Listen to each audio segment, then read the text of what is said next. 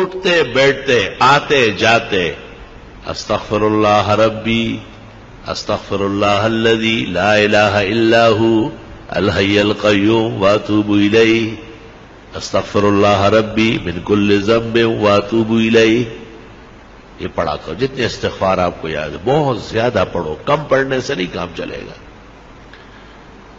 کیونکہ دنیا کی تمام تکلیفیں، رنج اور غم، صدمہ اور مصیبت، فتنہ اور پریشانی سورۃ انفال میں ہے. استغفار سے ختم ہو جائے. استغفار ہمیں کرنا چاہیے.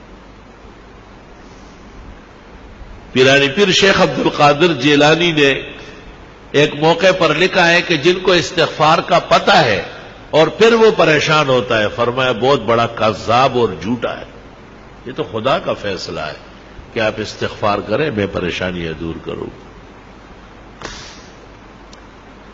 اب یہ کہ ہمیں محبت چاہیے، آرام چاہیے، عزت چاہیے، حلال دولت چاہیے، وقار چاہیے، حفاظت چاہیے، خدا تیری نصرت چاہیے، بندوں کے ہر شر فساد سے بچت چاہیے.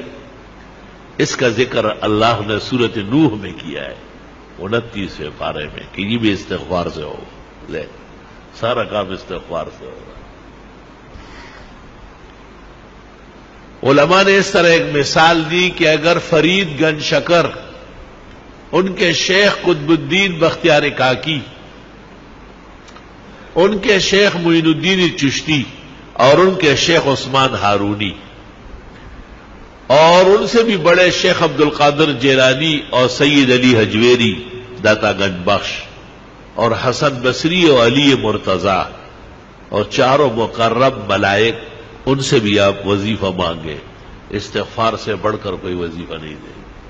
سب کا اتفاق استغفار پر ہوا. استغفر اللہ ربی من کل ذنب واتوب الیہ استغفر اللہ الذی لا الہ الا هو الحی القیوم واتوب الیہ. اب ایک آدمی استغفار کر رہا ہے اور وہ فائدہ محسوس نہیں کرتا تو قرآن تو سچا ہے، ہمارا ایمان ہے، اس میں کوئی کمی ہے نا. وہ عورت نے وہ چاند دیکھا ایسا چاند کی طرح تو انگلی کے ساتھ کوئی چیز لگی تھی نامناسب، کہنے لگی چاند تو بہت اچھے لیکن بدبو آ رہی. بدبو تو آپ میں ہے، چاند میں تھوڑا ہی ہے. اب اپنے آپ کو اس معیار پر لانا ہے کہ ہمیں استغفار سے وہ فائدہ پہنچے جو اللہ تعالیٰ نے سورۃ انفال میں بیان کیا ہے. وما كان الله ليعذبهم وانت فيهم وما كان الله معذبهم وهم يستغفرون. ایک ایسی نیکی اور ایسا عمل جو نبی کے برابر ہو یا نبی جیسی رحمتیں مل جائے، قرآن کی اس آیت میں ہے جو میں نے پڑھی کہ وہ استغفار کا عمل. یا تو نبی کی وجہ سے بچتے ہو یا استغفار سے بچت. خوب استغفار کیا کرو. بعض راتیں مناؤ، باقاعدہ بعض اوقات منا لو کہ بھئی میں سحری میں اٹھوں گا اور سورج نکلنے تک استغفار کروں گا، اور میں جمعے کی نماز کے لیے 2 گھنٹے پہلے آؤں گا، سورۃ کاف پڑھوں گا، 100 مرتبہ درود ابراہیمی پڑھوں گا، بس پھر جمعے تک استغفار کروں. جمعے میں اتنا ٹائم نہیں ہے، چلو عصر سے مغرب صحیح ہے، مغرب سے عشاء تک کچھ تو ادھر کنڈے زویا سوخو بویا، کچھ تو کرے آپ، اپنے آپ کو ذرا قیمتی بنائے. جتنی خوشیاں چاہیے، جتنے آرام اور راحت چاہیے، جتنی عزت چاہیے، اللہ تعالیٰ سورۃ نوح میں فرماتے ہیں فَقُلْتُ اسْتَغْفِرُوا رَبَّكُمْ، استغفار کرو وہ مل جائے، سب عطا ہو جائے.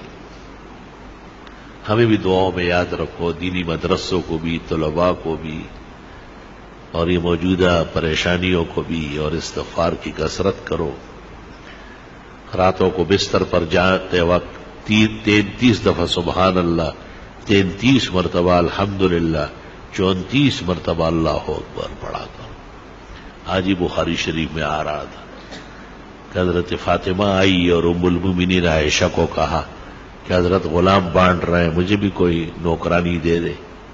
جب حضرت آئے بتایا، انہوں نے کچھ کہے بغیر ان کے گھر گئے اور ان کو کہا بس رات کو یہ پڑھا کرو 33 مرتبہ سبحان اللہ، 33 مرتبہ الحمدللہ، 34 مرتبہ اللہ اکبر.